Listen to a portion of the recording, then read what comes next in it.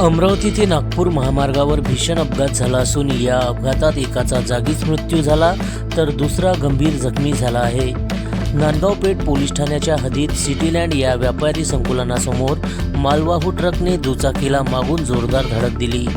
शुक्रवारी सायंकाळी 5:30 वाजताच्या सुमारास ही घटना घडली। या अपघातात मंगेश शरदराव केदारे वय वर्ष 46 राहणार दापोरी यांचा ट्रक खाली सापडून जागीच मृत्यू झाला, तर दुचाकी चालवणारे नितीन फलके वय वर्ष 33 राहणार दापोरी हे गंभीर जखमी झाले असून त्यांच्यावर खासगी रुग्णालयात उपचार सुरू आहेत। दोघेही अमरावतीहून दापोरीकडे दुचाकीने जात असताना हा अपघात घडला।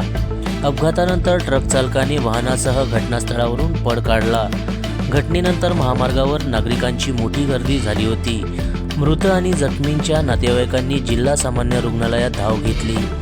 दरम्यान या प्रकरणी नांदगाव पेठ पोलीस गुन्हा दाखल करण्याची प्रक्रिया सुरू असल्याची माहिती मिळत आहे। या अपघाताने परिसरात हळहळ व्यक्त केली जात असून फरार ट्रक चालकाला तात्काळ अटक करण्याची मागणी होत आहे।